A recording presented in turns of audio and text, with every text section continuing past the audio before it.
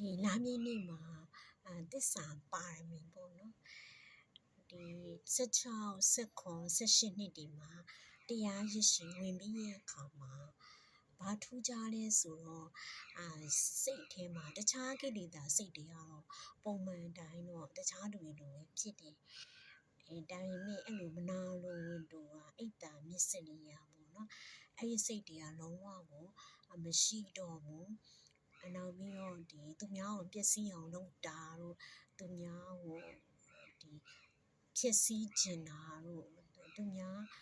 ပစ္စည်းဥစ္စာတွေကိုမတရားလိုချင်တာအဲ့ဒါတွေねမရှိတော့ဘူးတော့လေမလုံးခဲ့ဘူးဒီနှစ်ပေါင်းဒီအခုအသက်အရွယ်ဒီပေါ့နှစ်ပေါင်းများစွာအတွင်းမှာ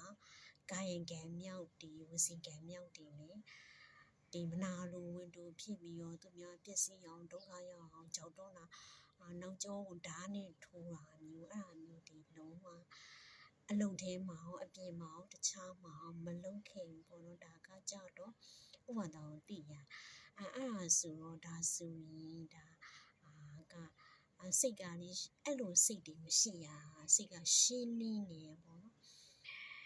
နော်တရားကတော့ထပ်ပြီးတော့မထိုင်ဖြစ်တာပေါ့နော်ဒါအခြေအလုံးမအားတာအခုကျတော့ကျန်းမာရေးမကောင်းလို့ပေါ့နော်အခြေအနေအရင်ရင်ကြောင့်ပေါ့ဒါပေမဲ့အဲ့ဒါဆိုရင်အရိယာဖြစ်တာလားဆိုတော့လေမဟုတ်ပြန်ဘာလို့လဲဆိုတော့ဝစီကိစ္စ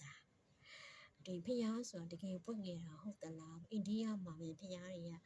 အမြဲတမ်းပွင့်တာလားအဲ့လိုမျိုးတွေပေါ့နော်တချို့ဗုဒ္ဓဝင်ဇတ်လံနေအဲ့ဒါရဲ့ကြောင့်လေယုံတယ်လို့မယုံတယ်လို့အဲ့လိုမျိုးစိတ်ထဲမှာခဏခဏငငယ်လေးတွေကအဲ့လိုတွေးရအခုထိလေတွေးသေးရင်ပေါ့နော်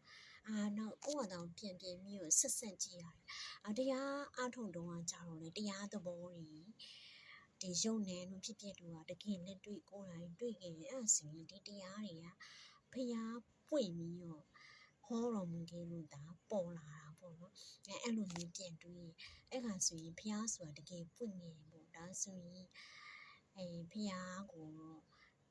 ဒါယုံကြည်ရမယ်ပေါ့တရားကိုယုံရင်ဖျားကိုလည်းယုံရမယ်တန်ဃာတွေကိုလည်းသူတို့ဟောပြလို့သိရဆိုတော့ယုံရမယ်ဒါပေမဲ့အဲ့ဒီဝစီကိစ္စက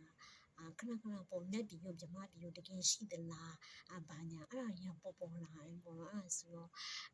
အရိယာတော့လည်းမဟုတ်သေးဘူးပေါ့ကိုယ့်အတောင်ဆုံးဖြတ်ရတာပေါ့ဒါပေမဲ့အဲ့စိတ်ထဲမှာတခြားကိလေသာစိတ်တွေရောရှိတယ်ဒါပေမဲ့အိတ်တာမစ္စရိယတွေမရှိဘဲနေရတာစိတ်ကလည်းရှင်နေအရင်နေလို့ကောင်းတယ်